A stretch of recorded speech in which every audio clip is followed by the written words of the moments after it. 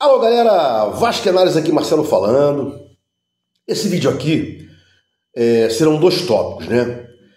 Primeiro, respondendo ao meu inscrito, ele perguntou assim: o que você acha da recuperação judicial?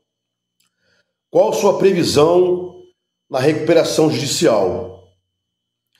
Bom, já falei que está naquele momento de impugnação dos credores, dos valores apontados pelo Vasco com relação a cada credor, né? Habilitação de credores também. Credores que o Vasco não colocou no rol lá de devedores podem aparecer e falar: opa, eu estou aqui, né?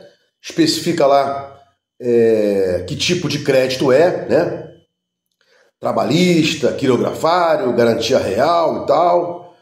Então tá nesse ponto aí. Mas soltei até vídeo hoje, salvo engano, hoje ou ontem, não vou lembrar agora. Salgado havia ameaçado a recuperação judicial, né? Não aceitar aí 10% de uma dívida, 10% do valor da dívida, né? E agora o agente do Adson também, né? Disse: olha, não vou aceitar não. Colocaram aí o meu crédito numa recuperação judicial, querem pagar só 10% do valor da dívida em tantos anos. Então, em que pé está aí, meu amigo Diego Barbosa dos Santos? Nesse pé, né? O momento agora é de finalizar a etapa de quem é credor, de quanto é devido a cada credor, e depois verificar aí a questão das impugnações, né? Soltei um vídeo lá atrás, até discordando do professor Zé Humberto, especialista em direito empresarial, onde ele falava assim: olha, se houver uma negativa falência, não é assim, né? Não pode estar muito longe o crédito do valor que o Vasco quer pagar. Isso é inviável, né? Mas, por exemplo,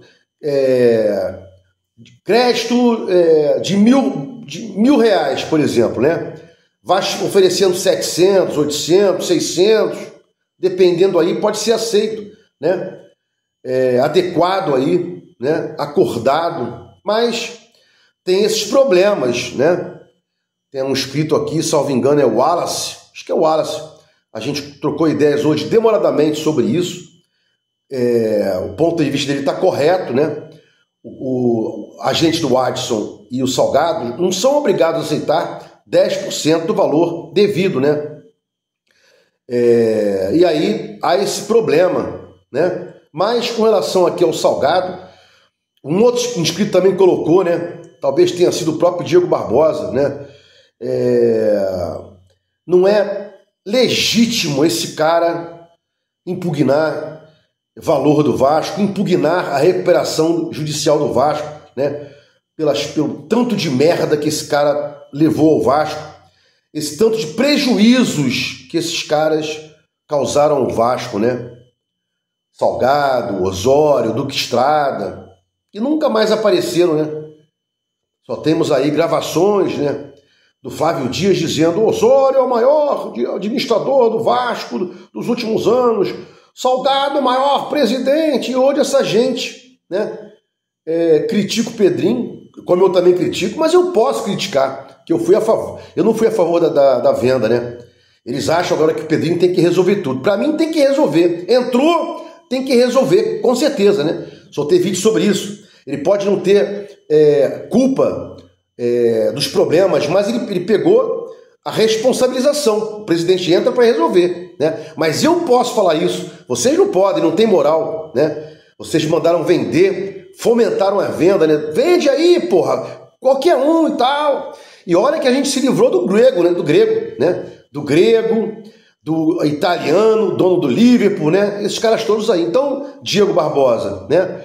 Tá nesse ponto aí a recuperação judicial do Vasco, aguardando impugnação dos credores, os valores que o Vasco apontou como dívida, como devido a eles, né? E também a habilitação de credores dos quais o Vasco possa ter esquecido de colocar nesse rol aí do plano de credores para pagamento da recuperação judicial, né? Bom, um outro assunto aqui é a Transferban, né? Transferban é a impossibilidade de um clube de contratar, registrar jogadores enquanto não retirar esse gravame junto à FIFA, né? E aí, um clube credor do outro, alguém credor do outro, notifica a FIFA dá o transferban, até que se regularize isso, não há possibilidade de um clube contratar, registrar, regularizar jogador, né? Não tem como. Mas pode haver aí o retorno de emprestados, sem problema algum, e renovação contratual dos que estão lá. São as ressalvas aí, né? Então, coincidência trazer o Cauã. Não queriam o Cauã, agora querem o Cauã, né? Coincidência, o Leandrinho não fizeram força para deixar ele lá mais um tempo, né? Querem de volta agora, tal, porque não vai contratar jogador, né? Traz o Cauã, traz o Leandrinho e tal. Será que é um presságio que não vão contratar jogador? Né? Complicado isso. Temos até dia 2 de setembro para que haja a liberação desse gravame junto à FIFA, né? O apontamento de transferban, né? Na verdade, não houve o transferban ainda, houve só o apontamento. Olha, se você não regularizar essa situação, eu vou te dar um transferban definitivo, né? E essa notificação pré-transferban definitivo já impede também a contratação e regularização e registro de jogadores, né? E o Vasco tem até o dia 2 de setembro para contratar, como qualquer time tem para contratar aí, né? No mais, seguimos aqui amanhã como vascaíno. Vou ver o jogo, vou torcer para o Vasco, mas sinceramente, essa palhaçada de eu acredito e tal, o Del Valle não é o Aurora. Quem lembra do Aurora aí, né? Inclusive o Dedé ainda jogava no Vasco. Não sei se foi 8-2, 7-3, uma bagunça dessa, né? Dedé ainda jogava no Vasco, um jogo em São Januário. Vasco precisava de ganhar o Aurora por tantos gols e tal.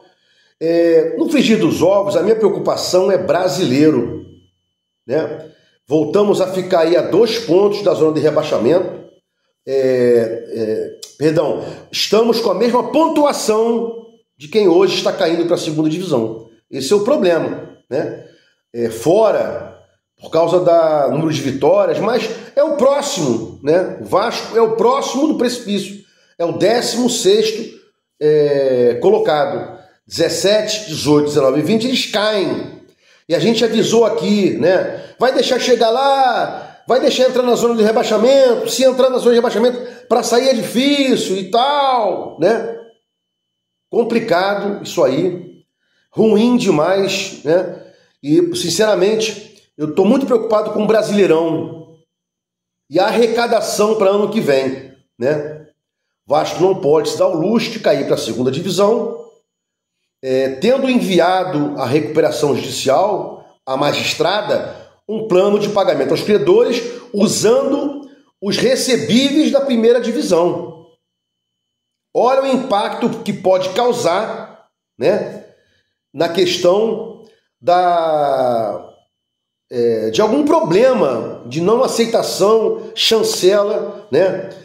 Acolhimento para começar aí a recuperação judicial. É um problema isso aí. Então minha preocupação é o Vasco cumprir as metas. Quais metas? Excelência, em 2026 eu vou ter a mesma arrecadação aqui do Brasileiro e tal, e não pode chegar a apresentar aí em 2020, apresentar-se na segunda divisão 2020, em 2026, na segunda divisão é muita diferença. A queda de recebimento é brutal, né? E aí vai sufocar, asfixiar o Vasco, que daqui a pouco vai começar a ter que pagar a recuperação judicial, caso não haja impugnação aí, né? De Salgado, do agente do Adson e outros credores, para que o Vasco sofra aí, não consiga fazer recuperação e venha a falir. É possível, né? É possível.